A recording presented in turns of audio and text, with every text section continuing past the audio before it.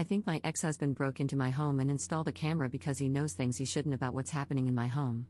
Posted by you/scared890. I, 24F, met my ex, 27M, 7 years ago, and we dated for about a year before I ended up pregnant. He is a Jehovah's Witness, and I was raised in the faith but was never baptized, thankfully. When I became pregnant, I was told that I had to marry him if I wanted to be in good standing at the Kingdom Hall Church.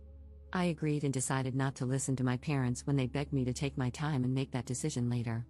Of course, this meant staying and living with my parents, and as a brainwashed 18-year-old, I thought he was the best thing that had ever happened to me and that he couldn't do me wrong because he was a Jehovah's Witness, and they can't do any wrong.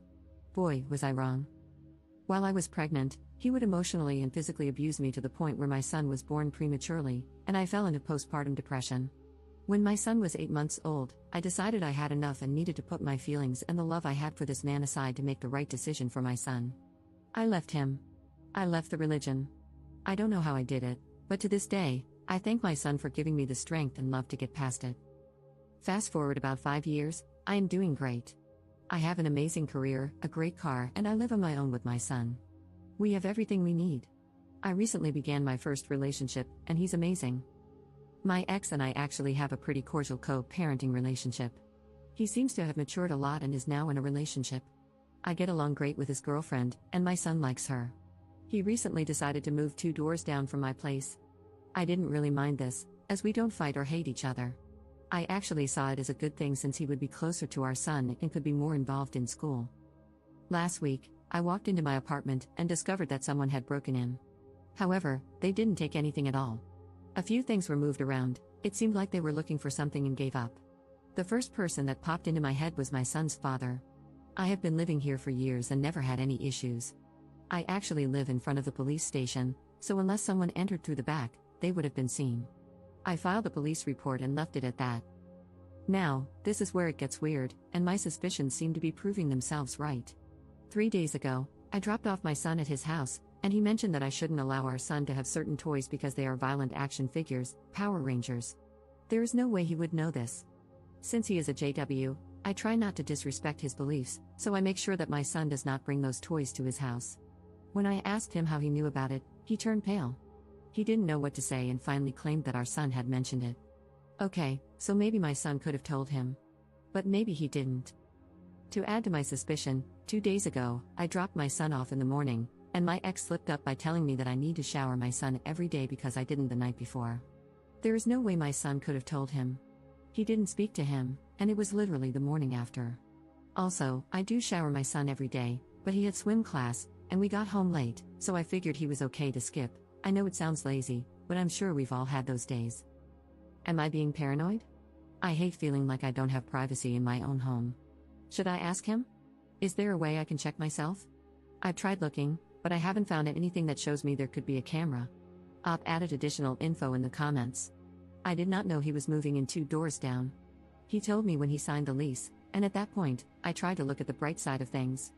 I now see that there is no bright side to this situation. I hate the feeling of walking out my door and knowing he can see what time I am home and what time I leave just by checking if my car is in the driveway. I agree that the religion he is teaching my son is not good in any way, but there's not much the law will do besides granting me full rights to his medical decisions, which I have. When he is with his dad, he goes to his church, but when he is with me, he knows we don't do any of that. Once my son reaches a certain age, he will be able to make the right decision, and I will always steer him in the right direction, encouraging him to ask questions and do his research first, then come to a conclusion. We have shared custody, but I make the medical decisions. I tried taking full custody, but unfortunately, I lost the case. The abuse is documented. I lifted the restraining order 2 years after we divorced. We used to do pickups and drop-offs at the police station, and after 2 years, I had to take the next step in trusting that the past was just that. I did not want my son asking me why he gets dropped off in a police station parking lot. I did see a therapist, mostly for the way the religion had a hold on me. I was also suffering from postpartum depression, so a whole lot of things were discussed. I don't think I was ever able to fully recover. It was so bad that my mind physiologically blocked my memories of those years, which is something my therapist warned me about. Although it's good that I don't recall certain things, it also makes me vulnerable, just like it did in this situation. Certain things definitely trigger it, like specific songs or going back to that town. I should also mention that my son's father was diagnosed with bipolar disorder. I would not be shocked if there is a camera in my apartment. I am gathering all the advice from this thread and will have to tactfully make a plan to search for it without making it obvious. Commenter. I'm a former JW2. Do you think it's possible that he's trying to figure out if you're sleeping with your boyfriend, so that your ex would then be biblically free to remarry? Ops response. We are already divorced. The elders told him not to sign it because that would mean he can't remarry. I took it to court, and after showing all my police reports and pictures of abuse, they granted the divorce. I do see your point. On his end, he is not free to remarry. This could be why he is doing this. However, he is out of luck because I do not have my boyfriend stay over. I always go to his place when my child is with his father, especially now that he lives so close. It's weird. Update 1 month later. I have been lurking in the sub for the past week, and I am so happy I found this. I really wish I had known about this years ago when I left the congregation. It would have made the pain less and the loneliness not as bad. When I left the organization, I had no friends and no encouragement, and I almost convinced myself multiple times to go back, but I was able to get through it. I wanted to share my story with you, but first, I'll give a little background on my past. I pretty much grew up as a witness and never got baptized. I met my son's father when I was about 18, and I ended up pregnant a couple of months after that. The elders pretty much forced marriage on me. As soon as we moved in together, he was abusive. It was horrible. He would physically abuse me, knowing I was pregnant with his son.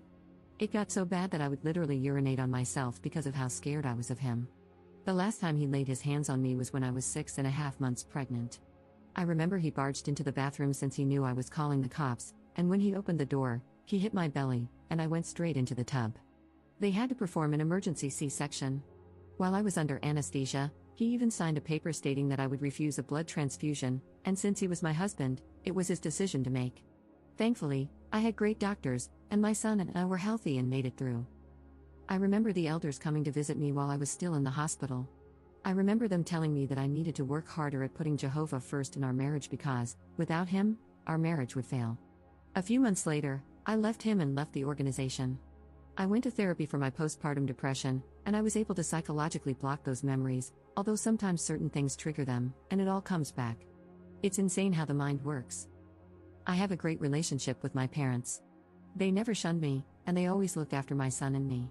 I know they are brainwashed, but I know deep down my father realizes I made the right decision. After all this mess, I think he's starting to open his eyes a little. The link below is my first post, and below that, I copied and pasted my update. I don't know why they locked my post. I was at work, and when I checked, it was automatically locked. I did receive some good advice on there, but it's different when it comes from people who know what you grew up in and understand just how much mind control plays a big role in everything when it comes to JW. I would also like some advice on how to handle these elders. They keep calling my parents and begging them to reason with me. I assume this is going to reflect poorly on them, and we all know how much they hate that. Also, please keep in mind that my parents, although witnesses, have my best interests at heart. My father sat me down and told me that no matter what, he will stand by my decision and fully support me in going through with these charges. I just wish they didn't have to deal with all this harassment. Update. First and foremost, thank you for all your suggestions and messages regarding the steps I should take. So much has happened over the past 7 days, I will try to explain without making this too long. I'll start with last week, Wednesday. After reading all the comments, I decided to purchase a spy finder from Amazon. I figured it would put my mind at ease and finally allow me to feel comfortable in my own home. I paid for 2-day delivery and planned out how I would use it without being obvious. Since I knew the only way to do this was with my son's father in front of me, I decided to tell him I needed to discuss a new schedule I wanted to follow. Friday, we decided to meet up for ice cream with our son. I gave my boyfriend a spare key so he could go inside and see if the spy detector worked. Our meeting lasted about 40 minutes until I finally got the okay from my boyfriend, and I wrapped up the conversation. When I got into my car, I called my boyfriend, and he told me I needed to drop my son off at my mom's and head over to my place. I did exactly as he said. When I arrived at my place, I parked, and my boyfriend came inside my car and broke the news to me. He told me that the detector had detected something, but it was not clear. It kept showing red in my son's room around the doorknob, but it also showed red on one side of a wall that didn't have anything hanging near it. At this point, I didn't know what to do or say. Maybe it was just a malfunction, or maybe there was something there. I decided I needed to call the cops. I wasn't sure if it was the right call, but since the signal was showing in my son's room, that was enough for me to make the call, even if I sounded silly to the cops. Once the cops showed up, I explained the situation to one of them. He usually works the morning shift surveillance at my son's school, so I see him every morning. He was very understanding and told me he was calling in a tech who had the necessary equipment, as not all cops carry it. At this point, I still didn't tell the cops that I suspected my son's father. I figured I would mention it once it was confirmed. 10 minutes later, my son's dad walked up my driveway and asked if I was okay. I said yes, and that's when the cop approached. I think he saw how uncomfortable I was, and told him that only residents were allowed to be there. He told the cop that he was my son's father, and the cop started asking if he was from the area. As soon as he mentioned that he had recently moved 2 houses down, the cop asked him to leave since he was not a resident. Once he was off the property, the cop started asking me more questions about my son's father, and that's when I went into full detail.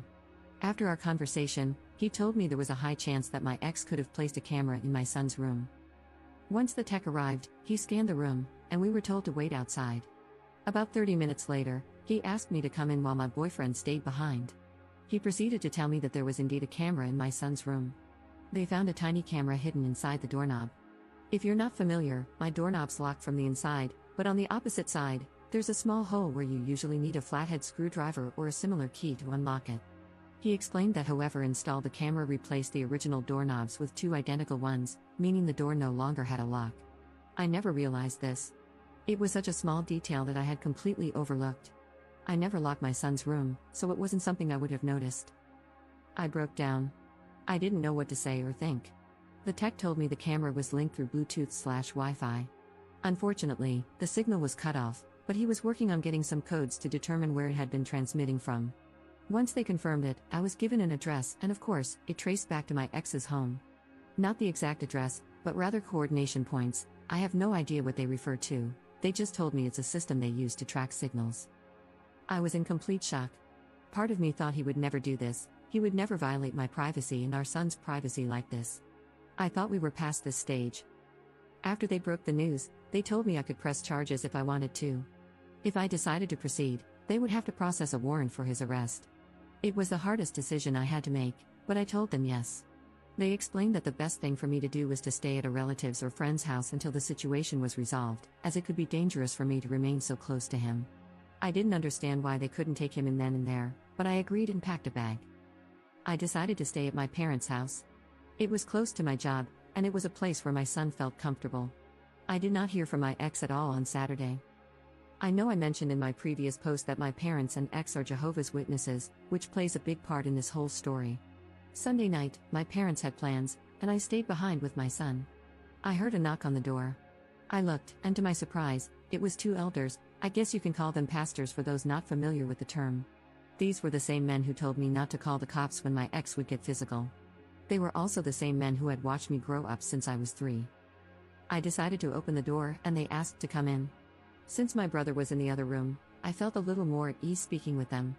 As soon as they started taking the Bible out, I told them I did not feel comfortable with that and that if they had anything to say, it should be through a conversation and not through the Bible.